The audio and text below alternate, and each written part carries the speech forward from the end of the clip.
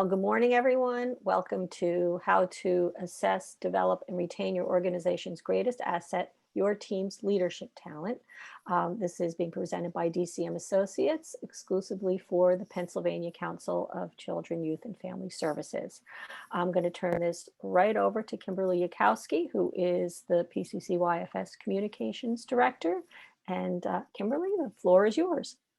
Well, good morning, everyone. Thank you for joining us. I want to welcome you all to this great presentation that Dennis Miller is offering our members. This is something that we are going to do periodically with some of the offerings that we have from supporting members. So we hope you enjoy it and find it very useful. And let me give you a brief background on Dennis Miller. He is the founder and chairman of DCM Associates, and he is a nationally recognized expert in nonprofit leadership, executive search, strategic planning, and board and leadership performance coaching. He has more than 35 years experience working with nonprofit board leadership and chief executives across the country. He's an expert in board governance, leadership, development, philanthropy, and succession planning. In addition, he's a sought-after motivational speaker, retreat facilitator, and leadership performance coach. Dennis's experience working with hundreds of nonprofit organizations has provided him with the knowledge and insights to understand the competencies required of today's nonprofit leadership. Now, the slides and the presentation will be recorded, and it will be available for members following the presentation. I'll put it in our newsletter that we send out each week. So that's pretty much my lead in. So Dennis, take it away. Kimberly, thank you very much. And I'm glad that you limited to 35 years. I had a birthday recently. So usually I skip 5 years. So 35 is a good number here. So welcome everybody. And it's myself and my two colleagues, Alan Weisberg, that you'll meet in a second, and Anthony Pantaloni. It's our absolute privilege to be with you today here. You can see the bio that was written here. But what I want to express to all of you is that, first of all, I want to thank you for what you do, for all the children and families that you serve and that you help and support. We all know what a phenomenally challenging, difficult, as an understatement, year that we've all had, and that you have stayed available and helping families is incredible.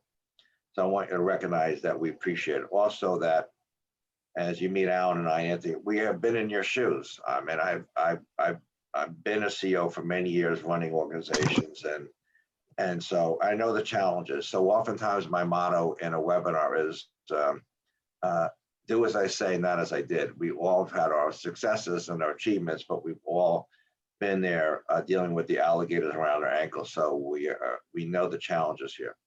That is our team. We have a team of fabulous 9 professionals. All of us, many of us are like in Helen are, many second-time careers, but we have a fabulous team of people. And but at this time, I want to introduce my friend and colleague for probably 20 years, but I want to let Alan introduce himself briefly. Alan, would you introduce yourself, please? Sure. It's such a pleasure to be with all of you. Just by way of background, primarily my career, I spent over 30 years with Johnson & Johnson. I was head of HR for several of the different Johnson & Johnson companies, including Ethicon, which is the largest company. And I was also a chief learning officer of the corporation worldwide. So I traveled all around the world, and it was a wonderful position I had in terms of leading the education and development efforts throughout the corporation. In terms of some of the things I've done, I served on a number of boards, including the executive education committee at Wharton. I served on the Online Institute at NYU. I serve now on the Union College Board. Significantly, I was vice chairman and a member of the board for 15 years for Atlantic Healthcare Systems in New Jersey, one of the largest healthcare systems in the country. So it's really a wonderful opportunity to be with you. This is something in terms of coaching and helping organizations been successful is one of the things that I have really spent the last 5 years on. And it's really been very gratifying, as I really believe that I've made an impact and helped organizations and individuals be successful. And it's a pleasure being on the call with all of you. Thank you, Alan. Anthony, with that young picture of yours up there, could you introduce yourself briefly and then we'll get started? Sure. Hello, everyone. I'm the Director of Business Development at Telexis, and I support the strategic alliance relationship between DCM Associates and Telexis. And great to be here with everyone. Thanks for the opportunity. Okay. So today's objectives is clearly why is outstanding leadership so important? It's probably evident, but what are the components of a leadership program? How would you go about assessing and developing your leadership team? And when I say the word leadership, by the way, I'm not talking about executive leadership. I'm talking about everybody in the organization that has some role of managing, supervising other personnel and things like that. So when I say leadership, I'm referring to the entire organization of leadership. Okay. How do you create a development plan for your organization? Certainly, how do you support and implement your plan? And a little bit about how we can help you if you're at that point here. So, why is outstanding leadership important to your organization? And I guess I'd ask for all of you to think about that a little bit. Why is that important here? From my experience, having run, and my world was hospitals. Our focus in my firm is 17 years in the making, so we're into our 17th year, by the way. And all of our clients are like yours. We work with organizations across the country. We have relationships with not just in Pennsylvania, California, Oregon, Texas, all over the place.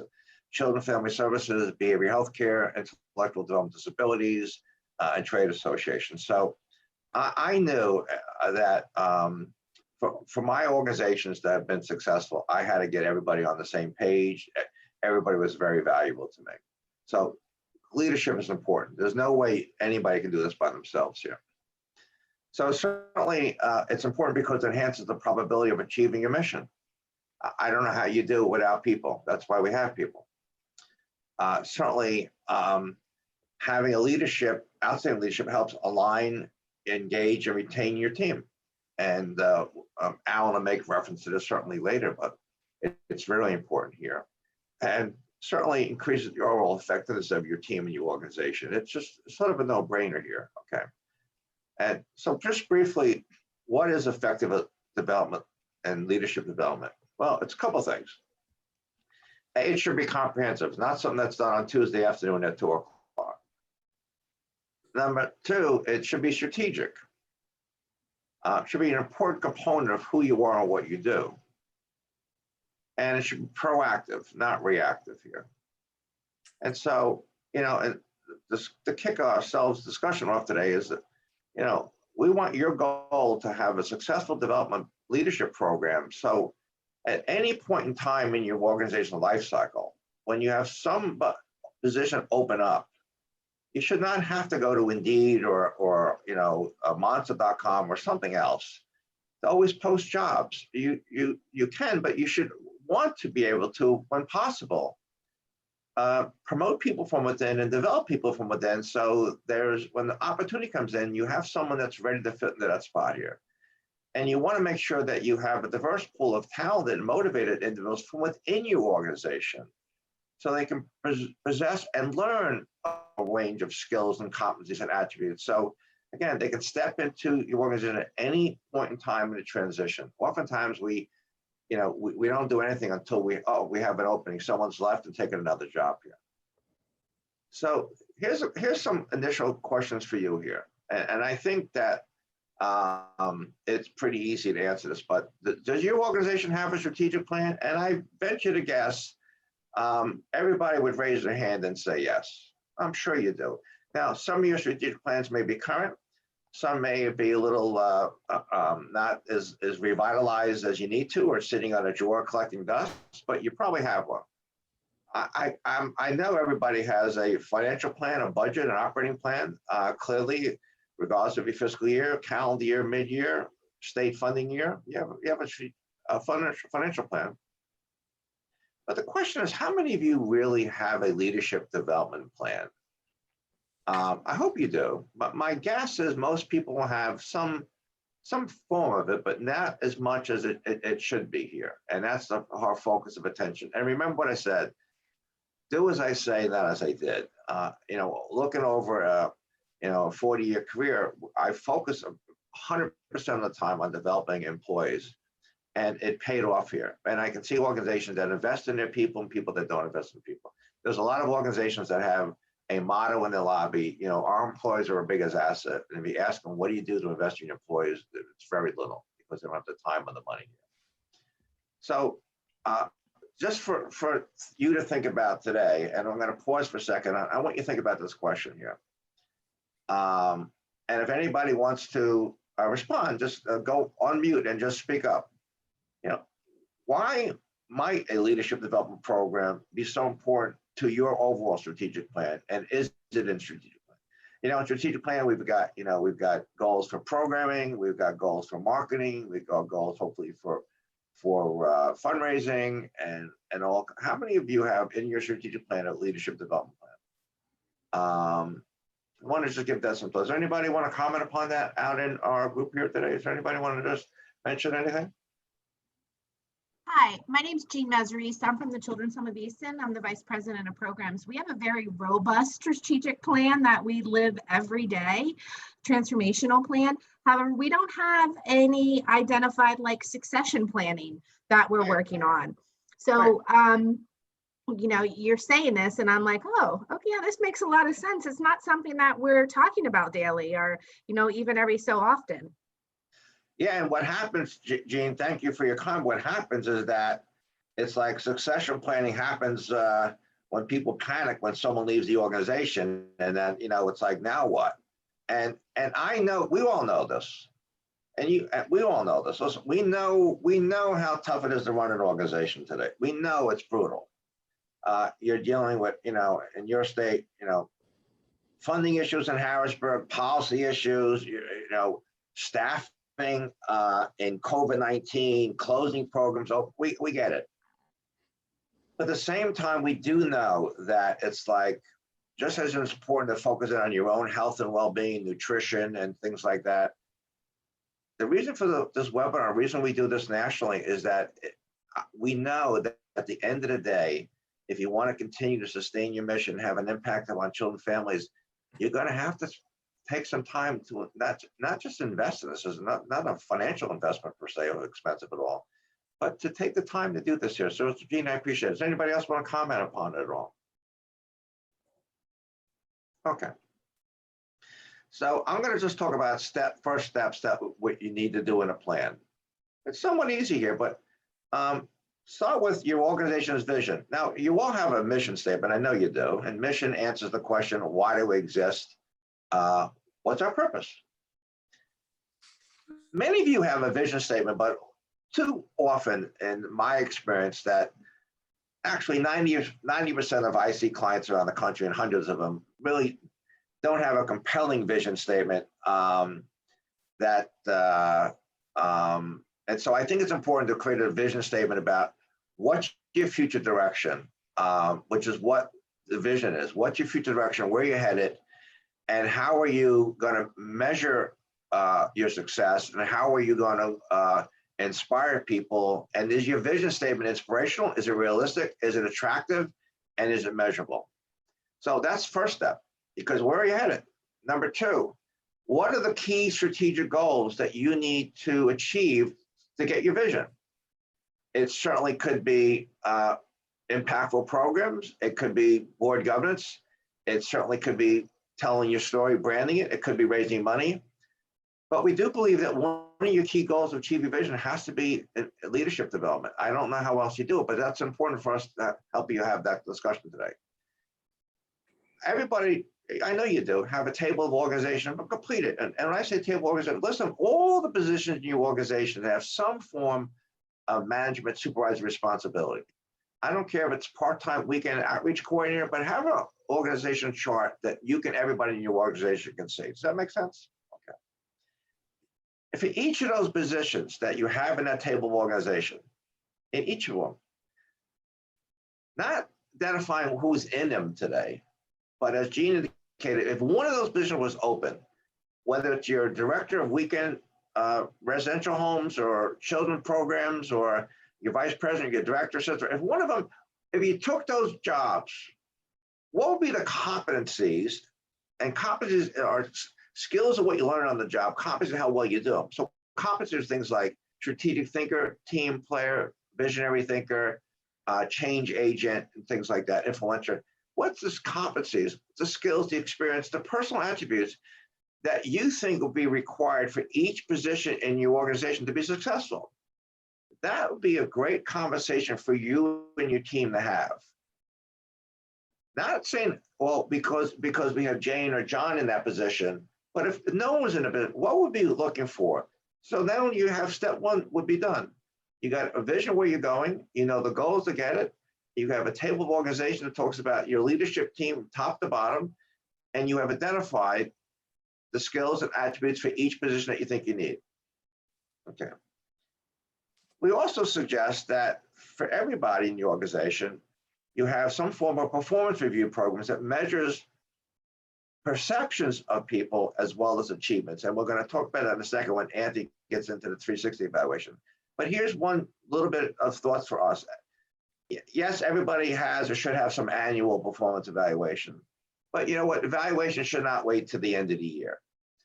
I believe that, and I hope you do too, that you should be praising people every day for the work they do, and certainly public, and having private discussion when someone can make an improvement. It should be an ongoing process, not waiting to the end of the year and saying, oh my God, I didn't realize I was not doing well. So these are things that we got to start in your program.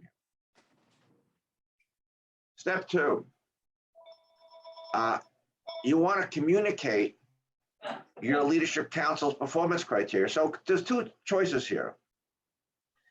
You could if you're creating a leadership development program, you could have everybody who's in a leadership position enrolled in the program, and/or, okay, you could identify the highest performers in your leadership table of organization and reward them by saying they're going to be appointed to the leadership development program.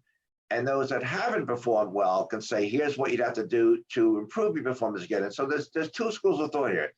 Everybody's involved in the leadership development program, and you can call it a leadership council, a leadership institute, or leadership academy, or whatever you want, or have it specifically as a reward and recognition program. Those are the two schools of thoughts we have. We work with both.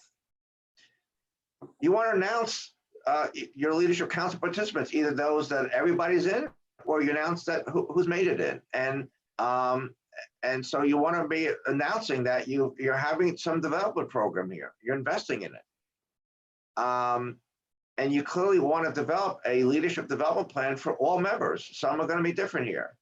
And we're going to talk about how you can do that here in a second here. But everybody, there's going to be some general development plans for everybody, but there's some skills and competencies that people at the lower level you want to enhance and develop, and at the top of the organization. And we have tools that allow you to do that. At step 3 here, I'm going to be turning this over right now to Anthony Pantalone to talk about, for you to just get information about our assessment tools and 360 development systems. And Anthony, it's all yours, and I will do my best to flip the slides for you, Anthony. Okay, so take it from here. Thank you, Dennis. In step 1, Dennis mentioned the importance of identifying key attributes that are required for success in management and leadership positions.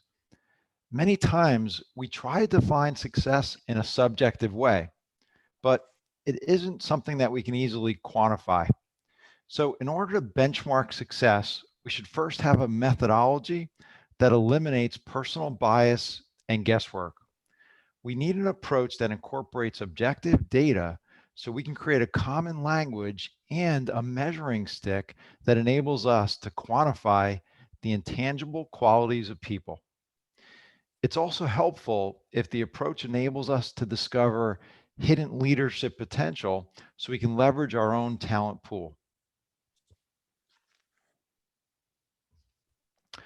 Here's an example of how benchmarking success attributes is a foundational element to any leadership development program.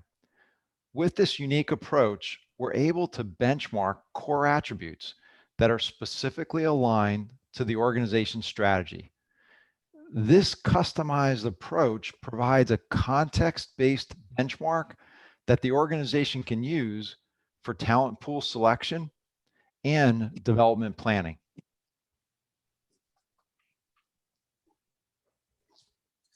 And here's another example of a context-based approach for talent pool selection. Once a custom benchmark is established for an organization, a candidate completes an assessment that measures the relevant attributes for leadership within the cognitive, personality, and interest domains. This information will then serve as a foundational data point so the best talent pool selection decisions can be made. In addition, we'll have a critical context for creating personalized development plans based on the benchmark of success. Anthony, could you mention a little bit how this gets administered and how people complete these assessment tools? And what is it called? Sure, absolutely, Dennis. This assessment is the TalentSure MX. It can be administered by sending someone a link via email or even texting so they can take it on their smart device. And it takes about 40 minutes to complete. We find that about 60% of the candidates do take this on their smart device. And then what happens once someone gets a report like this? How does their supervisor or manager, or how do they take it from here?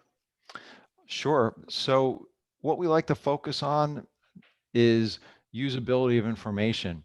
So we have a number of different reporting options that we can provide to the organization from the manager's perspective, as well as from the individual's perspective. We like to keep the information simple, but relevant. So it focuses on actionable items that a manager and or an individual can embrace in order to start to develop some new behaviors to have an impact in their organization.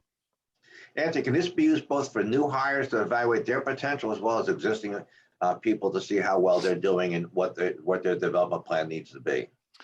Sure, that's a great question, Dennis. So you, when it comes to assessment tools, you want to make sure that they've been validated so that they can be used for not only post-employment applications, but also pre-employment as well. And with the TalentSure MX, it has been validated, so it is applicable to be used for selection as well as post-employment applications.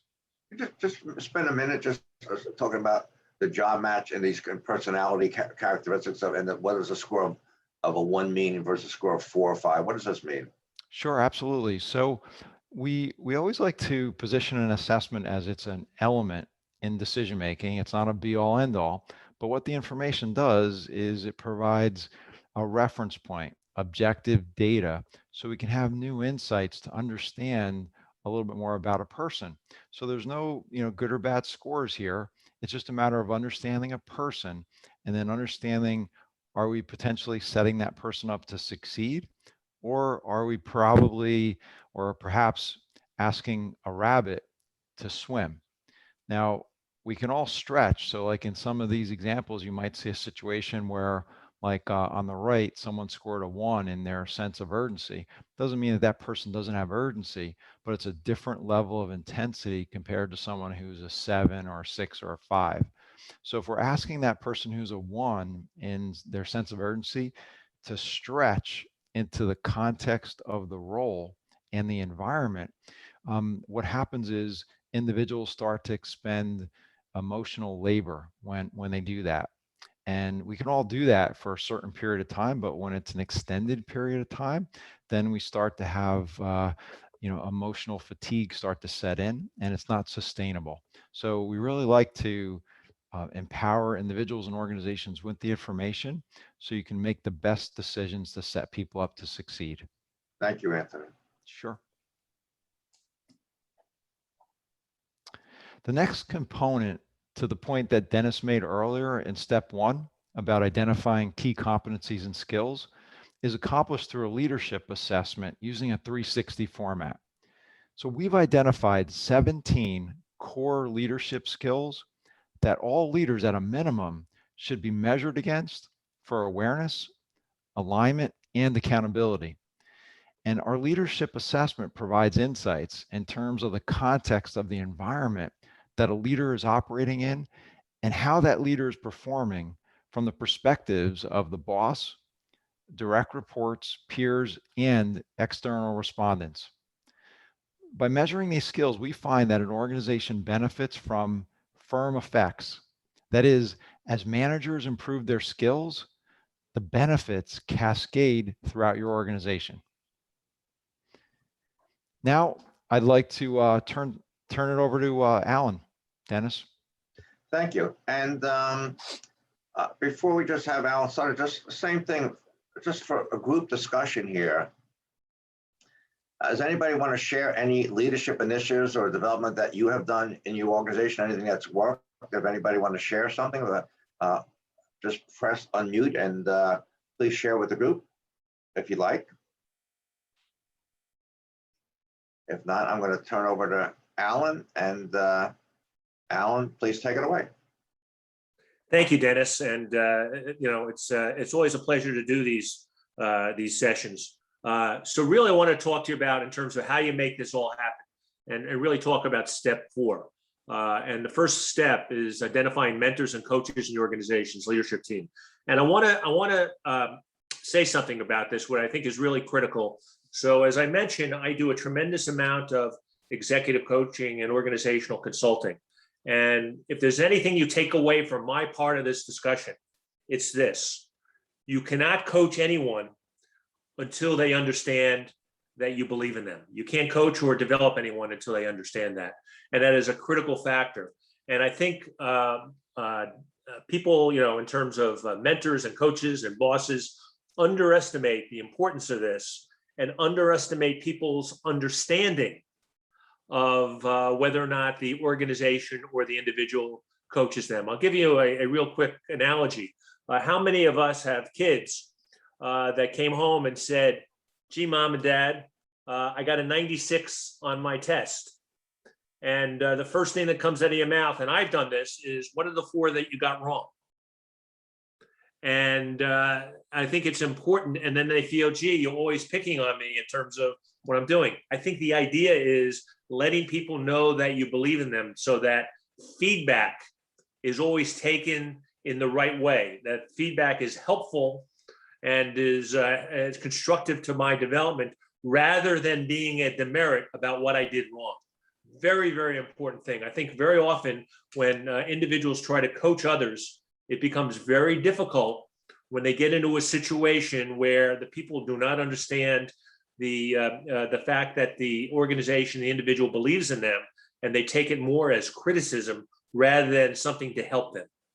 And Alan, So I'm sorry if I could jump in, that in this step here, mentors and coaches can come from your own organization. There's people in your own organization that you can identify as who could be a coach or mentor to someone else, including potentially members and coaches from within the Association of Pennsylvania to help each other. So just that's a bit. So, okay. And I think that's a great insight, because I think there's people, there's people that can really help and give advice. And I think we've all had mentors through our careers, and really using that kind of process is incredibly helpful.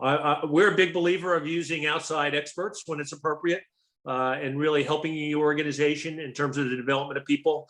I step in very often in terms of coaching individuals, and it's really had a profound impact, because sometimes you just need somebody that is able to step back with the person and in terms of helping their development.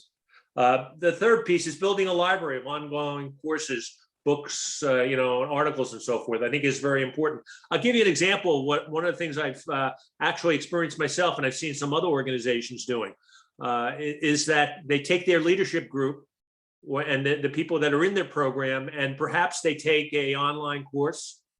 They may even read a book or an article, and then they come together in terms of having a lunchtime hour where they discuss the issues and the principles and so forth. And it's incredibly valuable, that shared learning where people are able to individually learn, but have the blended approach of being able to discuss what they learned and to discuss how they might implement it in their issues with others. And it's another form of really collaborating with one another, and a real powerful and a very easy kind of a step that an organization can take with very little investment. The next piece is really promoting the program in terms of really making sure that people understand and promote it. And one of the best ways to promote a program is to sustain it, meaning that very often organizations will try something and do it for a month and then not do it anymore. And that's even worse, I think, than even beginning it. And I think it's important that when you begin and you promote a program and you do it over time, it really shows the importance of it and why it's an important element of what you do.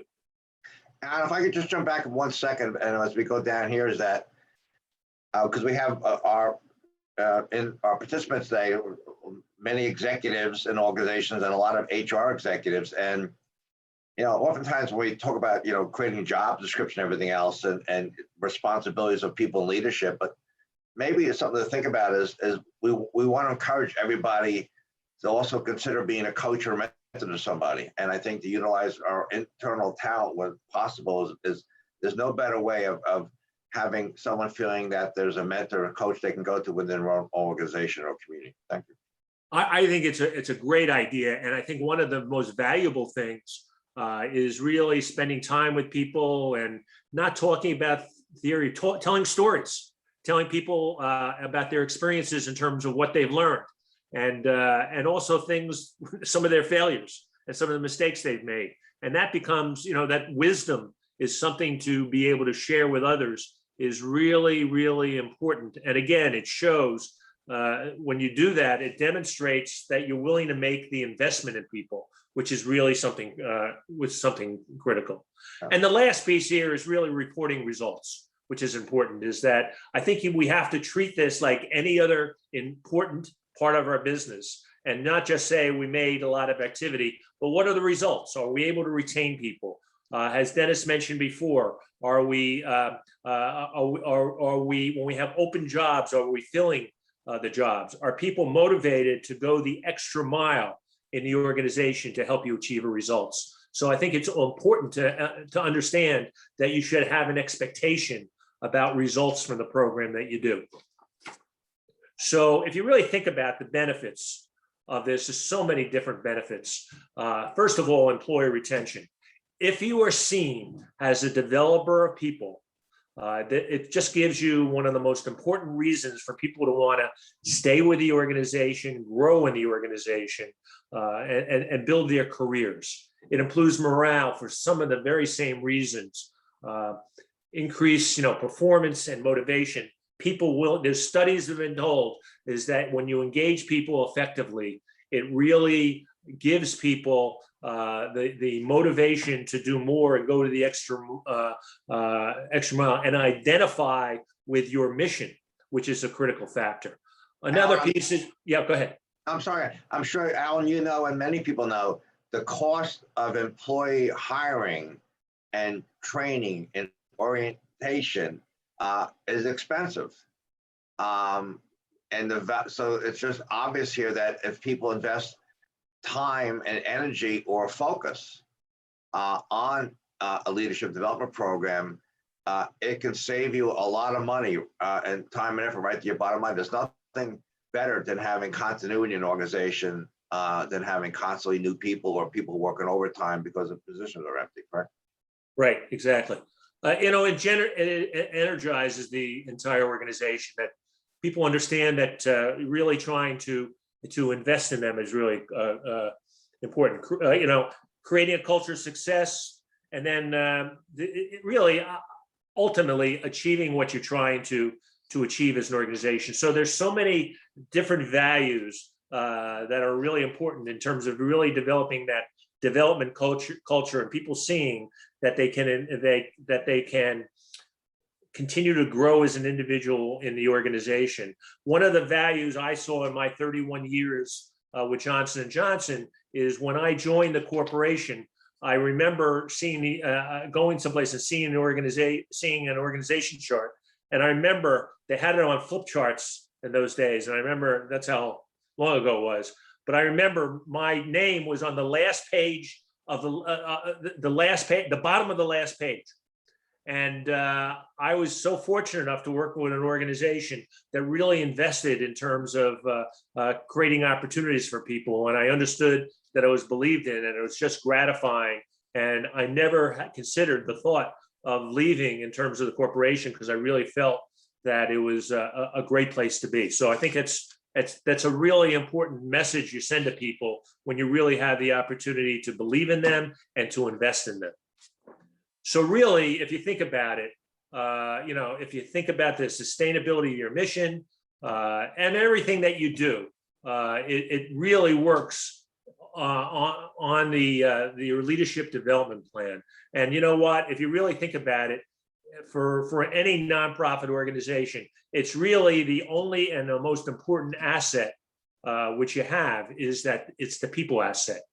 And the real question you got to ask yourself is, are you ready? And with that, what I like to do is turn it back to Dennis. Yeah, hopefully I just want to have you listen to something here about a course we have.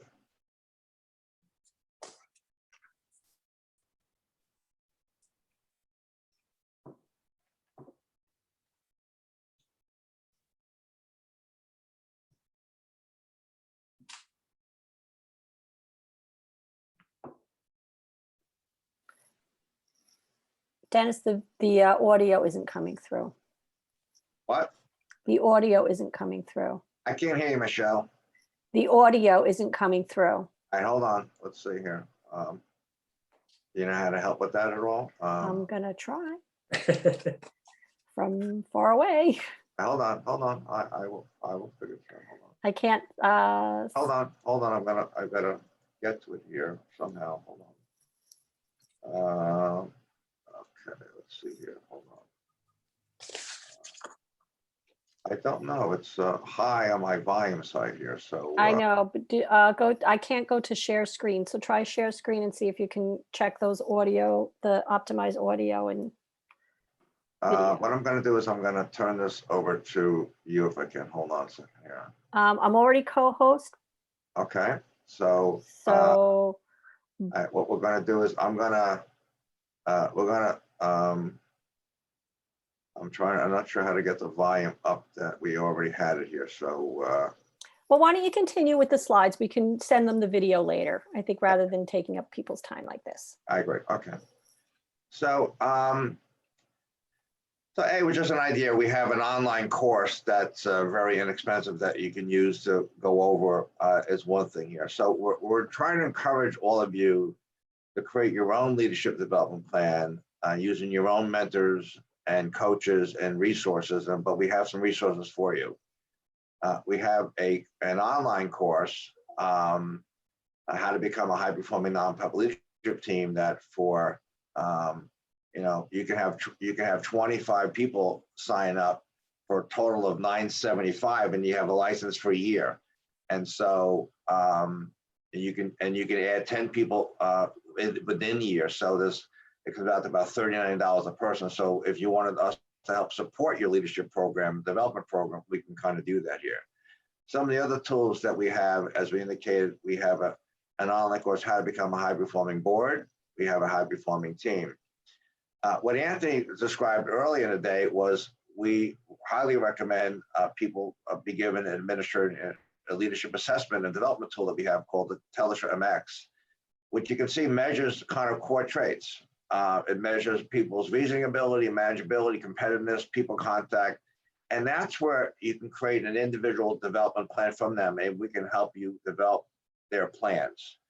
And clearly then, obviously, for many people, if you want, you can certainly, perceptions are important. So you can observe, talk to people about their performance, but if you have a 360 development assessment where you're measuring perceptions from their boss, their coworkers, and people that work for them, and give some feedback here, that's a great learning tool. So these are the two learning tools that are very helpful to a lot of people, the assessment tool and the 360 tool here.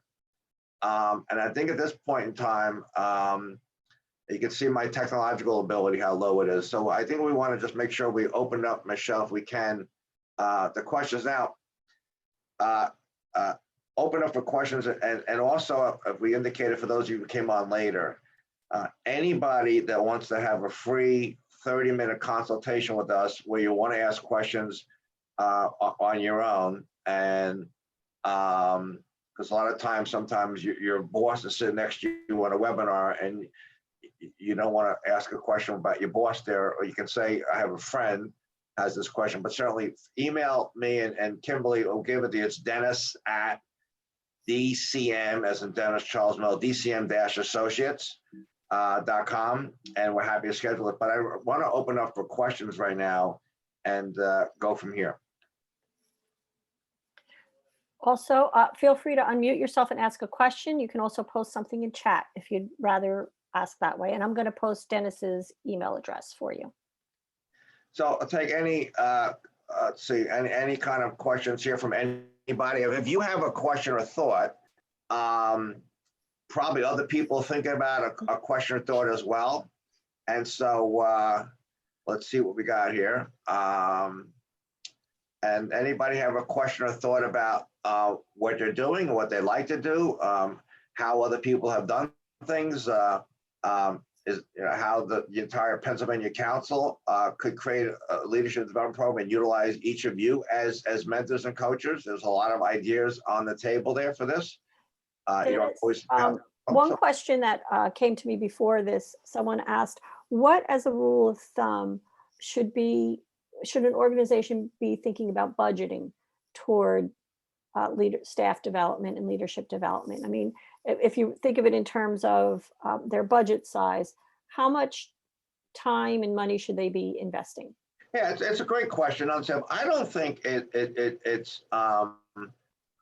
if you're a $1.5 million budget or you're a $50 million budget, I don't know that there's a number, but I think it just becomes a priority. So it's like, how much time in your personal life do you want to spend on nutrition or some exercise or well-being versus sitting on the couch all day long?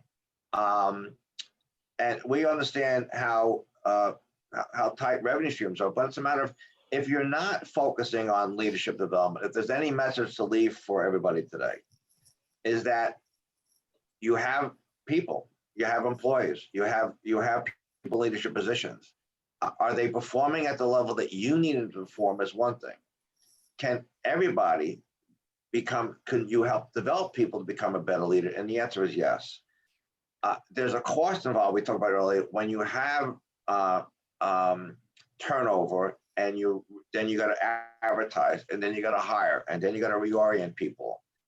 So I think it's just, there's not a number, but I think you have to make a decision in your overall budget to put something in there, whatever it might be, and realizing that you got priorities, and there's a tough times to make difficult decisions here.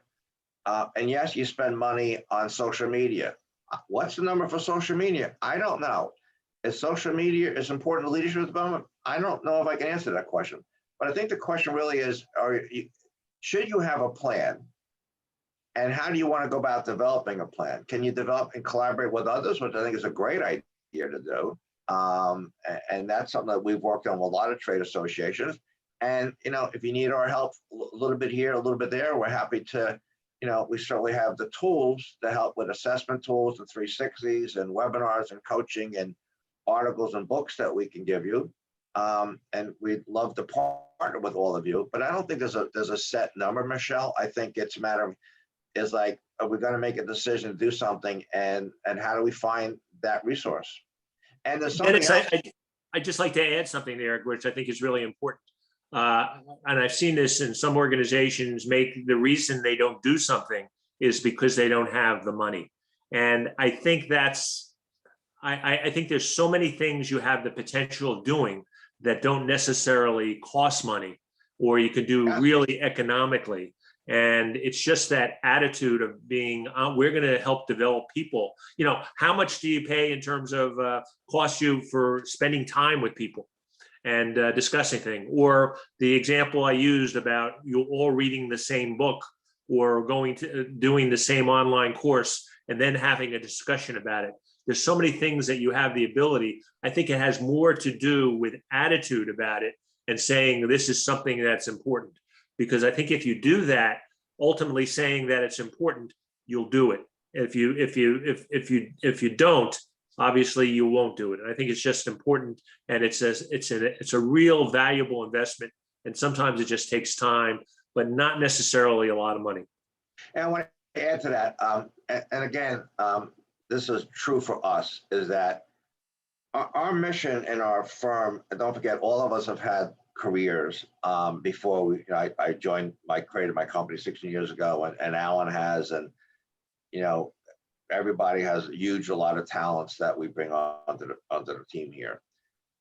Our first mission is not generating business for ourselves, is creating value for you. So if you never utilize ourselves, there's not a lot of money to say pass out an article and have a lunch and learn on your own, as Alan indicated. There is nothing wrong with finding a book and ask everybody to read a book. Have I written books? Absolutely. So it's not that, but I think it's the effort to it's the effort is to do something, and then the quieter amount. Can we help you in aspects of it?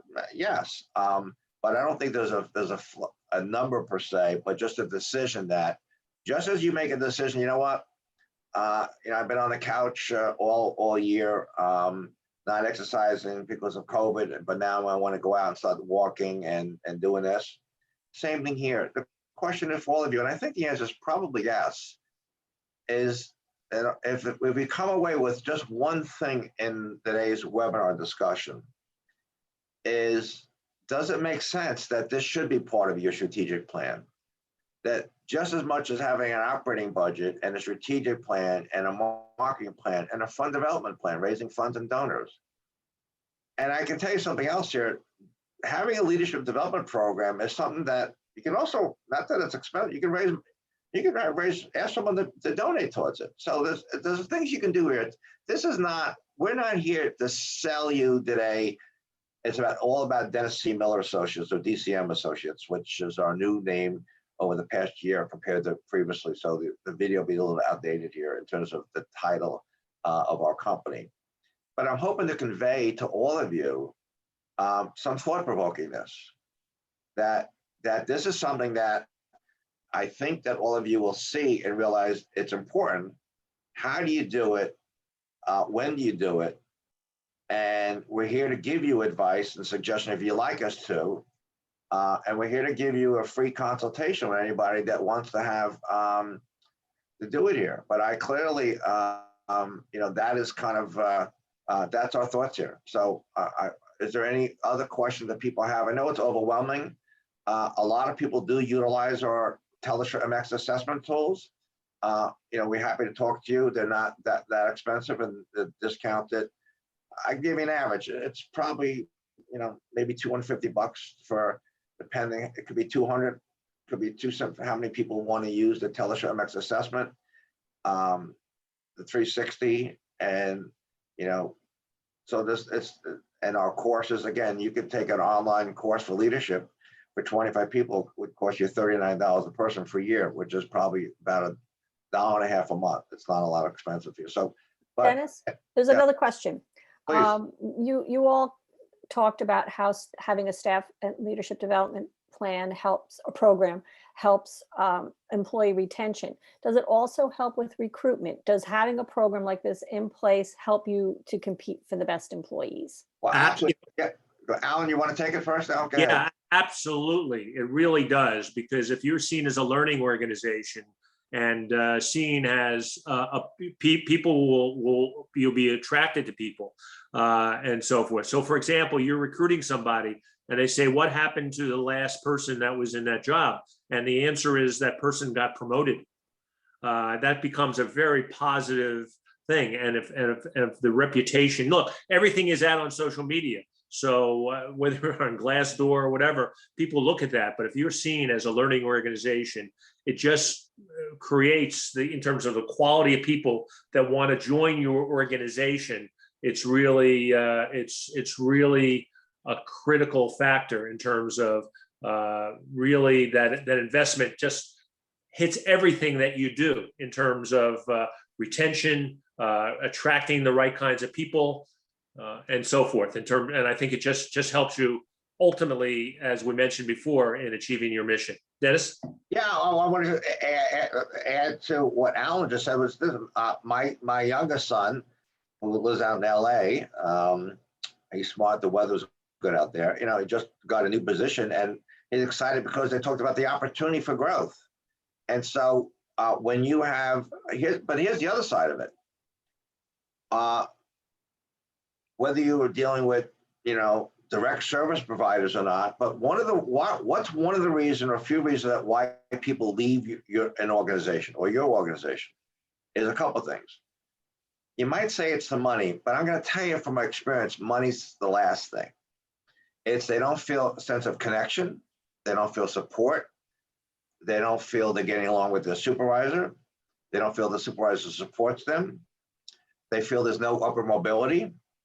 And they feel kind of struggling and alone.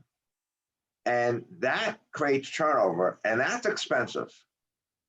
And so it's like, that's kind of where we are with this.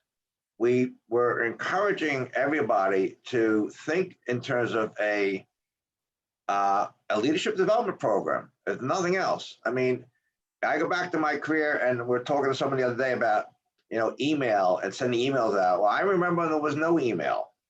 There was interoffice envelopes you sent people out here. There was no websites.